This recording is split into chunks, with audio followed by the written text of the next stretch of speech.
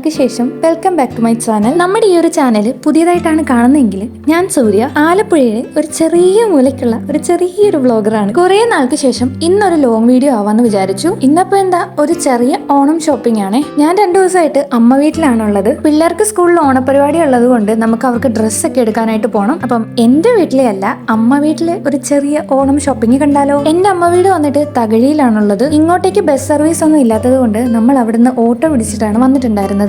ആദ്യം പോയത് എന്റെ മാമന്റെ ചെറിയ സന്തതിയായ കല്യാണിയുടെ ഡ്രസ്സ് തയ്ക്കാൻ കൊടുക്കാനായിട്ടാണ്. തയ്യക്കടയിൽ ഈ ഒരു സമയത്ത് ചെന്നാൽ പിന്നെ അറിയാലോ, ആകെ മൊത്തത്തിൽ ഒരു ഓണം തിരക്കാണ്. ഈ ശരിക്കും തയ്യക്കാരുടെ തലയിൽ കൂടെ പോകുന്ന ടെൻഷനും കാര്യങ്ങളൊക്കെ ഏകദേശം കുറച്ചൊക്കെ എനിക്ക് മനസ്സിലാകും. കാരണം കുറച്ച് നാള് ഞാനും തയ്യൽ പഠിച്ചിട്ടുള്ളതാണ്. ഇങ്ങനത്തെ പ്രത്യേകതകളുള്ള സമയങ്ങളിലാണെങ്കിൽ പിന്നെ തിരക്ക് പറയുകയേ വേണ്ട. അവിടുന്ന് നേരെ ഞങ്ങൾ പോയിട്ടുണ്ടായിരുന്നത് SM-ലേക്കാണ്. നിങ്ങൾക്ക് കുറച്ച് പേർക്കെങ്കിലും അറിയായിരിക്കും, SM ആദ്യം തുടങ്ങിയത് നമ്മുടെ തകഴിയിലാണ്. ഇവിടുത്തെ ആൾക്കാർക്ക് ഡ്രസ്സ് കട എന്ന് പറയുമ്പോൾ ആദ്യം വരുന്ന ഒരു ഓപ്ഷൻ ഒബ്വിയസ്ലി SM തന്നെ ആയിരിക്കുമല്ലോ. നിങ്ങൾക്ക് എത്ര പേർക്കറിയാം SM എന്ന് പറഞ്ഞു കഴിഞ്ഞാൽ സരസമ്മ ഹാൾ എന്ന അർത്ഥമൊന്നും? ആലപ്പുഴയിലെ പോലൊന്നും അല്ല, ഇവിടുത്തെ സർവീസ് ഒക്കെ അത്യാവശ്യം നല്ലത് തന്നെയാണ്. ഇവിടെ സെയിൽസിൽ ഒരു ചേട്ടനുണ്ട്, ദാ ഈ കാണുന്നത്. ഈ ചേട്ടനെ ഞാൻ വർഷങ്ങളായിട്ട് കാണുന്നതാണ്. തകഴി അമ്പലത്തിന്റെ തൊട്ടിപ്പുറത്താണ് ഈ ഒരു SM ഉള്ളത്. അതുകൊണ്ട് പണ്ട് തകഴി അമ്പലത്തിൽ വരുമ്പോൾ എപ്പോഴും ഈ ഒരു ചേട്ടനെ കാണുമായിരുന്നു. കണ്ണന് ഡ്രസ്സ് എടുക്കുന്നതായിരുന്നു ടാസ്ക്. കാരണം ഇവര് ഫ്രണ്ട്സ് എല്ലാവരും ഡ്രസ് കോഡ് വെച്ചിരുന്നത് റെഡ് ആയിരുന്നു.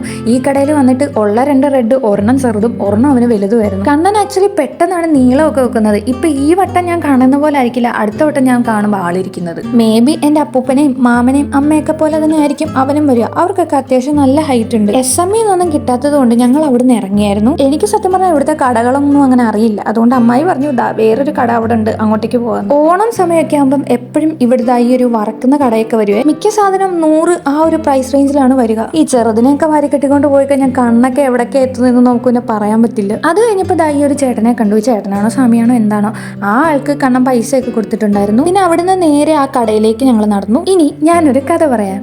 പണ്ടൊക്കെ ഓണത്തിന് അമ്മ ഞങ്ങളെ ഒന്നും കൂട്ടിയല്ല ഡ്രസ്സ് എടുക്കാൻ പൊക്കോണ്ടിരുന്നത്.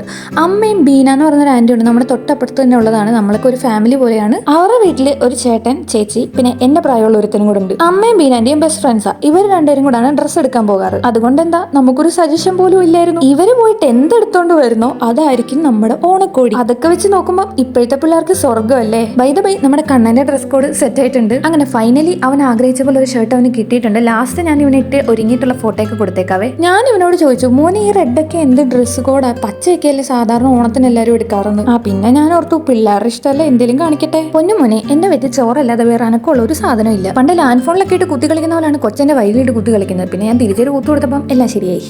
ആ കടയിൽ നിന്ന് നമ്മൾ സാധനമൊക്കെ മേടിച്ച് ഇറങ്ങി. പിന്നെ ഞങ്ങൾ നേരെ പോയിട്ടുണ്ടായിരുന്നു ഒരു ലേഡി സ്റ്റോറിലേക്കായിരുന്നു. കല്യാണിക്ക് നേരത്തെ നമ്മളൊരു ഡ്രസ്സ് എടുത്തിട്ടുണ്ടായിരുന്നു. ഞാൻ അതും കൊണ്ടാണ് വന്നിട്ടുണ്ടായിരുന്നത്. സോ അതിന് മാച്ചിങ് ആയിട്ടുള്ള കമ്മല്, മാല, വള ഒക്കെ വാങ്ങാനാണ് വന്നിട്ടുണ്ടായിരുന്നത്. അതാണെങ്കിൽ ഒരു കുഞ്ഞിക്കട, അതിനകത്തില്ലാത്ത ആൾക്കാരും ഇല്ല. പിന്നെ കുറച്ചു നേരം ഇവനെ പിടിച്ചു നിർത്തിയിട്ട് ഇവന് മീശ വന്നോന്നും പറഞ്ഞ് അവനെ അങ്ങ് പ്രകോപിതനാക്കി. അവനാണെങ്കിൽ ശരിക്കും വിശ്വസിച്ചു. അവനോട് ചോദിക്കുവോ, ചേച്ചി ശരിക്കും മീശ വന്നു? എന്നിട്ട് അത് കഴിഞ്ഞിട്ട് ബ്ലഷിങ് ആവുന്ന ആള്. ഇവനാണെങ്കിൽ അവിടെ എവിടെയോ ഒരു നറൂട്ടോടെ കാർഡ് കിടക്കുന്ന കണ്ടു. പിന്നെ ആശാൻ വാശിയൊന്നുമില്ല, അത് കിട്ടിയാൽ കൊള്ളാം, അങ്ങനെ ഒരു മൈൻഡ് ആയിരുന്നു. ഈ കൊച്ചു പിള്ളേരൊക്കെ എന്തെങ്കിലും ആഗ്രഹം പറഞ്ഞു കഴിഞ്ഞാൽ നമ്മളെ കൊണ്ട് പറ്റുവാണെങ്കിൽ അതങ്ങ് സാധിച്ചു കൊടുക്കണമെന്നല്ലേ. എന്നാ അങ്ങനെ അല്ല, അങ്ങനെയൊക്കെ പറയുകയാണെങ്കിൽ മുളയിലെ അങ്ങ് നുള്ളിക്കളഞ്ഞേക്കണം. കാരണം നമ്മളൊന്നും ഇങ്ങനെ അല്ലായിരുന്നേ വളർന്നത്. കണ്ണന് നാറൂട്ടോ ആയിരുന്നെങ്കിൽ കല്യാണിക്ക് കുറച്ചുകൂടി ഡിഫറെന്റ്. ആൾക്ക് ഇങ്ങനത്തെ വിലപിടിപ്പുള്ള സാധനങ്ങളോടൊന്നും വലിയ ഭ്രമമില്ല. എന്തോ 10 രൂപയുടെ സാധനങ്ങളൊക്കെ തൂങ്ങിക്കിടന്ന ഒരു ഷീറ്റ്, അത് ആൾക്ക് വേണം. മുൻപ് ഞാനൊരു വീഡിയോയിൽ പറഞ്ഞില്ലേ, നോ പറയേണ്ട അടുത്ത് നമ്മൾ നോ പറയണം. ഇപ്പൊ ഇതൊക്കെ വാങ്ങിക്കൊടുത്തു കഴിഞ്ഞാൽ പിന്നെ ഭാവിയിൽ എന്നെ പോലെ വഷളായാലോ.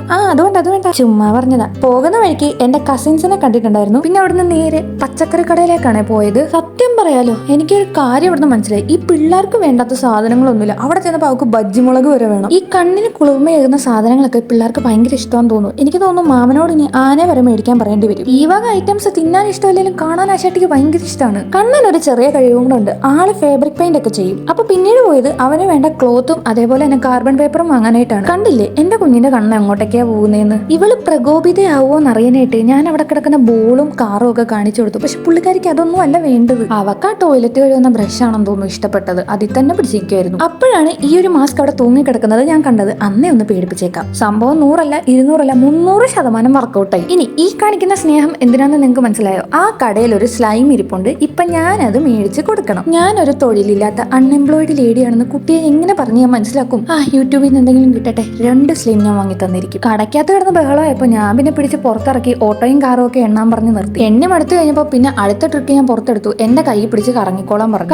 കറങ്ങി തല കറങ്ങുന്നത് വരെ ഞാൻ നിർത്തി അങ്ങ് കറക്കി. പിന്നെ അകത്തെ ഗതിസ്ഥിതി വിവരണങ്ങളൊക്കെ അറിയാനായിട്ട് ഞങ്ങളൊന്ന് അകത്തേക്ക് കയറി. അപ്പോഴത്തേക്ക് നമ്മുടെ ക്ലോത്ത് തപ്പി എടുത്തിട്ടേ ഉള്ളായിരുന്നു ചേട്ടൻ. എന്തൊക്കെ വെറൈറ്റി പേനകളല്ലേ കടയിലിരിക്കുന്നത്, കടിച്ച് തിന്നാൻ തോന്നുന്നു. അപ്പോഴാണ് അമ്മായി പറഞ്ഞത് നമുക്കന്ന് ഇന്ന് ചിക്കൻ മേടിക്കാം, ചിക്കൻ മേടിച്ചിട്ട് നമുക്ക് ഓട്ടോയിൽ കയറി പോകാം. എനിക്കാണെങ്കിൽ ഒരു കോഴിക്കടയിൽ പോകുന്ന അത്ര സങ്കടം വേറൊന്നുമില്ല. കാവിലമ്മയെ ശക്തി തരൂന്നും പ്രാർത്ഥിച്ചുകൊണ്ട് നേരെ ഓട്ടോയിലേക്ക് കയറി. അവിടെ എത്തുന്നത് വരെ എന്റെ ഡൗട്ട് ഇതൊക്കെ കാണാൻ എനിക്ക് മനക്കെട്ടി ഉണ്ടാവുമോ എന്നായിരുന്നു. എന്താന്നോ, കാരണം ഈ കോഴിയെ കൊല്ലുന്നൊന്നും എനിക്ക് അങ്ങനെ സഹിക്കാൻ പറ്റുന്ന ഒരു കാര്യമല്ല. മേ ബി ഞാനിത് കഴിക്കാത്തത് കൊണ്ടാവാം എനിക്ക് ഒന്നും കൂടെ സങ്കടമാവുന്നത്. അത് ആ ടിന്നിൽ കിടന്ന് പിടയ്ക്കുന്ന കേൾക്കുമ്പോഴത്തേക്ക് എന്തോ നെഞ്ചിനകത്തൊക്കെ ഭയങ്കര ഒരു പിടപെടപ്പാണ്. നമ്മുടെ ആഗ്രഹം തീർക്കാനായിട്ട് നമ്മൾ മറ്റൊരു ജീവിയെ കൊല്ലുന്നത് അയ്യോ എനിക്ക് ഇപ്പോഴും സഹിക്കാൻ പറ്റില്ല. ഇത് പറയുമ്പോൾ തന്നെ എന്റെ കണ്ണീന്നൊക്കെ വെള്ളം വരുന്നു. എന്നിട്ട് നമ്മൾ കടയിലേക്ക് എത്തി.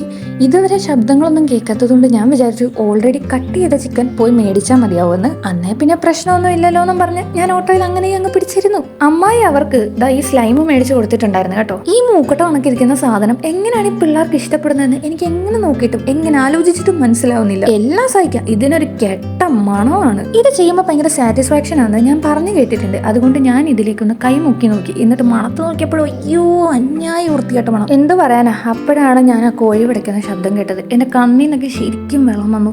എനിക്കെന്തോ എന്റെ മൈൻഡൊക്കെ ഭയങ്കര എന്തോ പോലെ ആയിപ്പോയി. പിന്നെ ഒരു 4-5 മിനിറ്റത്തേക്ക് ഞാൻ ഭയങ്കര ബ്ലാങ്ക് ആയിരുന്നു. കോഴിയെ മാത്രമല്ല കേട്ടോ, എല്ലാ സാധനത്തിനെ കൊല്ലുമ്പോഴും എനിക്ക് സെയിം ഫീലിംഗ് തന്നെയാണ്. അങ്ങനെ സാധനമൊക്കെ മേടിച്ച് നമ്മൾ വീട്ടിലെത്തി. ഇനി എൻ്റെ വീട്ടിലെ ഒരു ഓണം ഷോപ്പിംഗ് ഒക്കെ പിന്നീട് ഒരു വീഡിയോ ആയിട്ട് ഞാൻ ഇടുന്നതായിരിക്കും. ഇനി ഇവരുടെ സ്കൂളിലെ ഓണം സെലിബ്രേഷൻ ഒരുങ്ങിയ കുറച്ച് ഫോട്ടോസ് ഞാൻ ഇവിടെ കൊടുത്തേക്കാം. നിങ്ങൾക്ക് ഇഷ്ടപ്പെട്ടൊന്ന് കമന്റ് ചെയ്യണേ.